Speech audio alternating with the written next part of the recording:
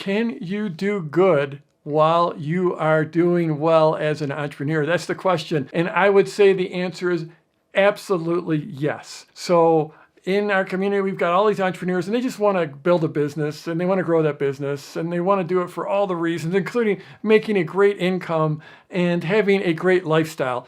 And I love that, and I support that 200%. And I also know that many people in our community, they really want to do good in the world. They want to help people. And one of the ways that you can do that as an entrepreneur is by supporting nonprofits or charities. And in my business, in my community, we've done that. We've raised millions of dollars for multiple different charities and had a lot of fun doing it. So we have built schools in Kenya. We've raised well over $1 million just within my community at our live events and in various other ways. We've raised well over $1 million. We've funded somewhere, I lost track of the number of schools we've built for people that have been displaced through political violence, but we've built school after school after school in Kenya. I was lucky enough to go to Kenya and take part in the ribbon cutting for opening one of those schools that was named after myself and my wife. That was an amazing experience. We've raised well over $1 million for Charity Water, which has built water systems all around the world, from the United States to Africa to South America, Central America, Asia, everywhere in the world. They're doing amazing work, and we've raised a huge amount of money. We've also raised, I think it's over $1 million for Shanta Foundation, who are really, they're building villages in Myanmar. It's absolutely amazing. And now Zambia as well. And of course, my business has allowed my family to make the kind of income where we've been able to contribute a lot of money directly. I mostly do that locally in my community. Mostly it's around food security.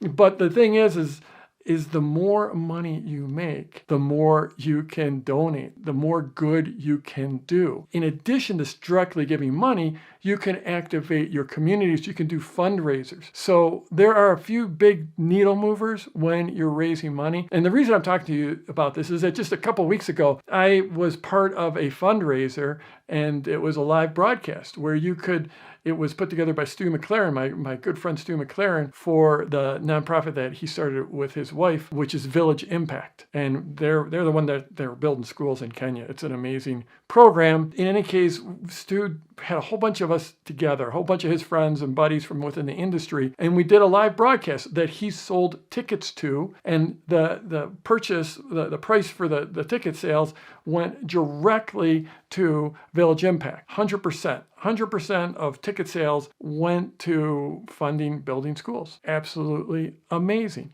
And so what was going to happen is then they did a live broadcast, and people could attend this live broadcast. And within that live broadcast, I was part of a panel, and we were talking about launches and promotions. On that panel was Stu McLaren was hosting the panel, and I was on it. Makes sense since we're talking about launches, but also Ryan Levesque, Barry Baumgartner, Amy Porterfield, and Bonnie Christine, all people who have had a lot of success with launches and with promotions. And Stu was asking us questions. Before we went on stage, we huddled in the green room and we talked about how can we take this to the next level? How can we raise even more money than the money they made just through ticket sales? So first of all of us decided that we were going to collectively donate a very large amount of money to the nonprofit, but we would just use that as a talking point, as an incentive to get more people in the, say, giving mood.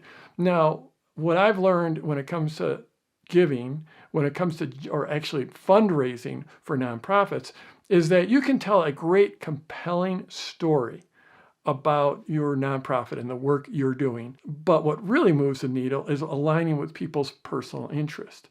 So what we did as a panel is we offered 5-on-1 consultations. So the 5 of us would be on a call with one person, the person who bid the highest for that call, for that consultation, for that private consultation with the 5 of us, so they could talk about their launch or their promotion and get our feedback. So it's like a coaching call, but you have 5 coaches instead of 1, and 5 very, very accomplished coaches. So this is the key. So we were aligning with someone's self-interest that they were going to get this amazing thing that literally money can't buy. I am impossible to hire as a coach. You can't get one-on-one time with me as a coach. It's literally impossible. It's the same with most of the other people on that panel.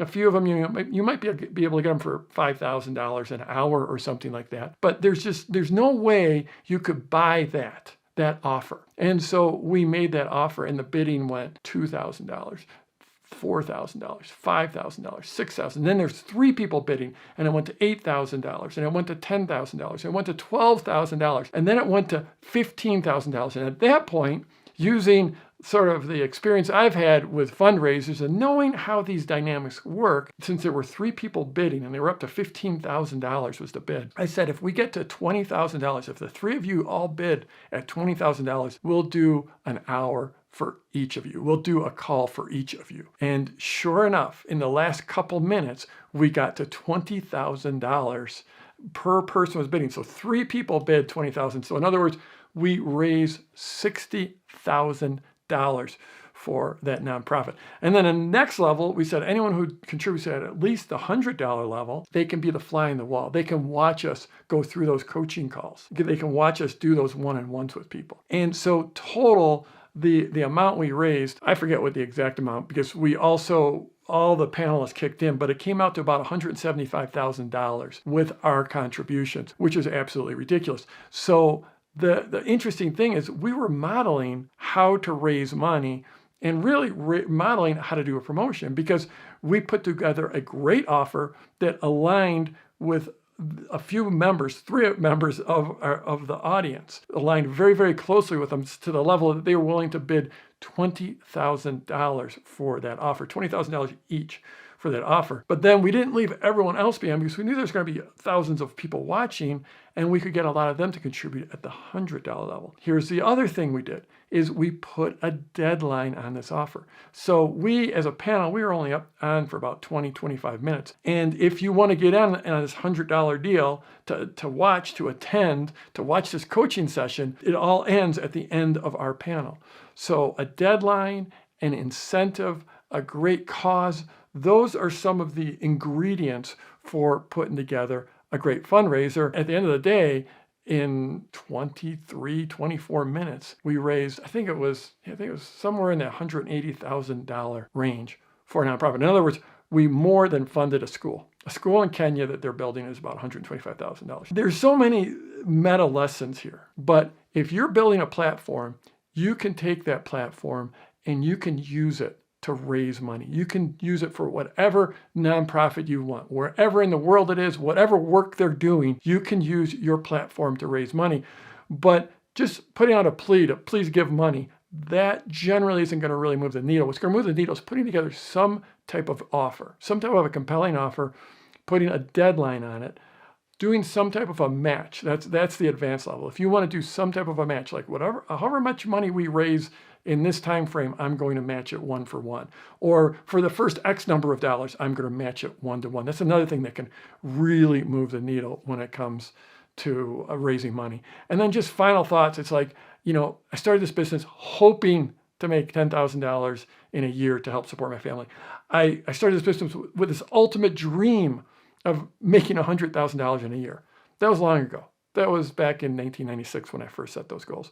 So it's been a long time, but to go from there to being able to raise almost double my ultimate dream of $100,000, to be able to raise that in 22, 23 minutes for a nonprofit, it just shows what's possible when you keep putting one foot in front of the other. Don't ever sell yourself short. Don't ever underestimate what you can accomplish. It's not all going to come overnight. But it is absolutely amazing if you just keep on moving forward, keep on plugging, keep on getting better at your messaging, keep on getting better at articulating your offers, keep on getting better at creating great products, keep on getting better at serving your people. There's no end to what you can do. So I'm Jeff Walker. Wherever you're watching this, give me a thumbs up or a thumbs down. If you didn't like it, scroll down, leave a comment for me, and let's go get them this week.